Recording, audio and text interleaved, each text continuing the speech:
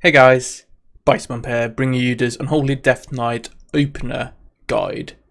The Unholy opener is a significant part of doing well as an Unholy Death Knight, specifically because such a large portion of your damage comes in that opener. So if you essentially maximize your opener and then kind of mess up the rest of the fight, it doesn't matter that much.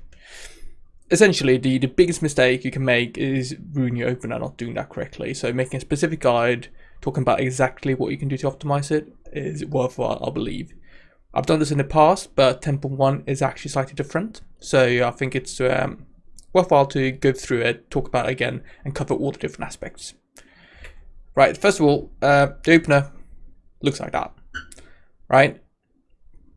Just as a very initial thing to mention, the army timing, it has to be when you are in combat, right? The Unholy 4 set resets on combat start, which means that if you pre-use army, it will clear all the stacks when you engage the boss, and it's just going to ruin the opener. One way of getting around this is to use Outbreak as the first UCD, right? It guarantees that your army will then be used in combat, and it's something I've been doing lately. It's kind of like a safety thing. It's slightly worse, you know, it's not 100% optimal, but it just guarantees that you never mess it up. So you can just swap those around if you want in the opener. We then follow up with one Festering Strike and then Deafening K. So the Festering Strike is just to generate runing power, essentially, to build up for our Gargle. And the Deafening K, we use that due to Unholy Ground. 5% haste.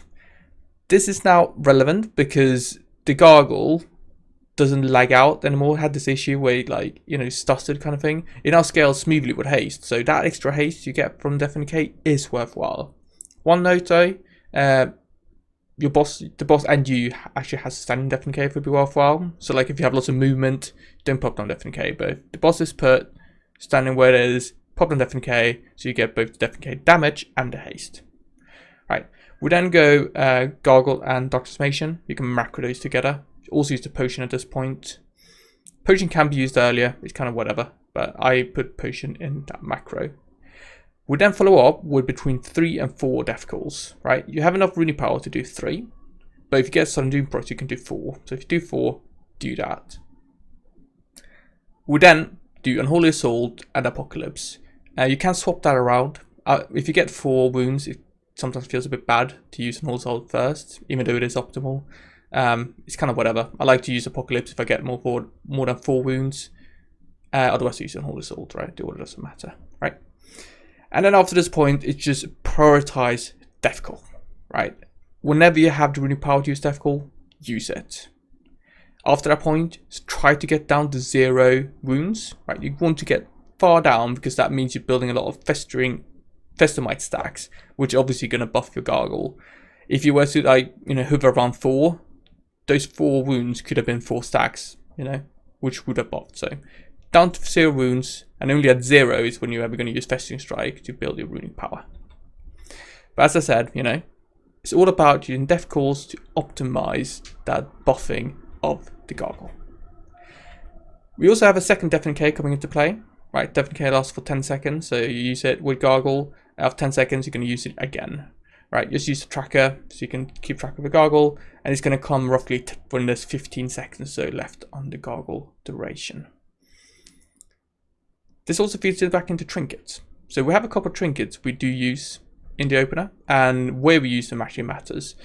Also, before I start, recently the Unholy TCs, I wasn't very much involved in this, but looked at the stat inheritance of pets, which applies to Gargle.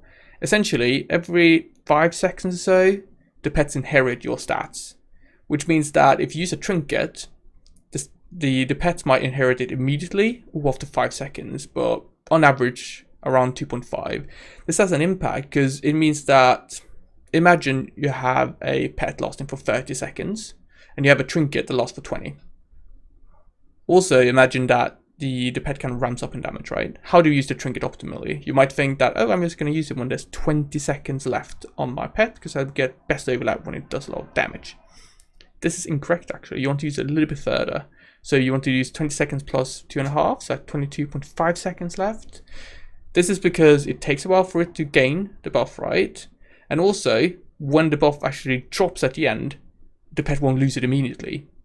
So you can kind of game it, which means that you can effectively get more uptime of the trinket by using it a little bit earlier than you might think.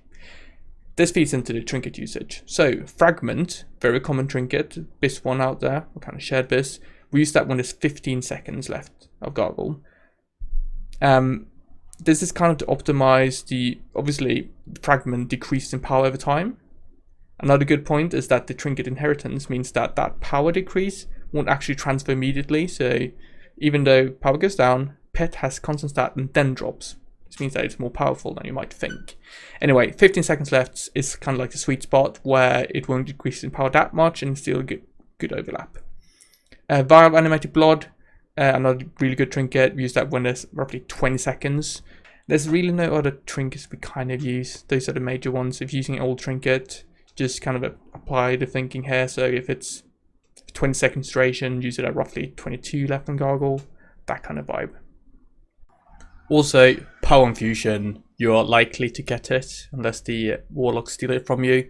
You want to ask for that roughly when you use your Unholy Assault Apocalypse. That's the sweet spot when you get maximum uptime on the haste for the remainder of your gargle duration. We also have some racial usage we need to discuss. Same thing applies here. So if you're optimizing your Death Knight, you will be running Troll, which has Berserking, which synergizes extremely well with gargle. 12 seconds duration, use it when there's 15 seconds left. If you have Fragment, you can use macro, Berserking and Fragment together, use it when there's 15 seconds left on gargle. And again, has to do with the stat inheritance, that's why we don't use it at the final 12, that's why we use it 15. Another good way of using this is Death and Decay. So if you use Death and Decay right before gargle, you will have it back up again when there's 15 seconds left, so you can use Death and Decay, Berserking together there. Right. Let's talk about AMS and AMZ. You might think that, well, I use AMZ, I can just spam Death Call and you get a huge gargle. Turns out that even though you get like full efficiency of AMZ, you know, with assimilation, it's kind of not a big upgrade. The thing is that you spend a GCD doing no damage to generate lots of runic power, but using up that runic power, obviously we buff your gargle, but every time you buff it, it's by a flat amount. Like it doesn't multiply. So every time you press the death call, it's essentially saying, oh, gargle gets X more damage, not X% more damage. Whereas Festamite buffs it percentage-wise. This means that there's kind of like a sweet spot. So the optimal way to use a gargle is not to do death call every single GCD, even if you could. Like imagine at the end of your gargle, right? There's 5 seconds left. If you use a death call at that point, it's only going to buff a couple of strikes, right? Whereas if you use a Clone Shadows, right, it's going to do a Clone Shadows, which gives you Festamite, is going to give like a percentage buff to those strike. So essentially, that death call gives you like 5 times maybe 20k damage, right? Whereas the Festamite stack might give you 1% of 1 million. I'm just saying that fundamentally, AMZ with simulation isn't actually an upgrade. Might be a surprise, but that's just how it is.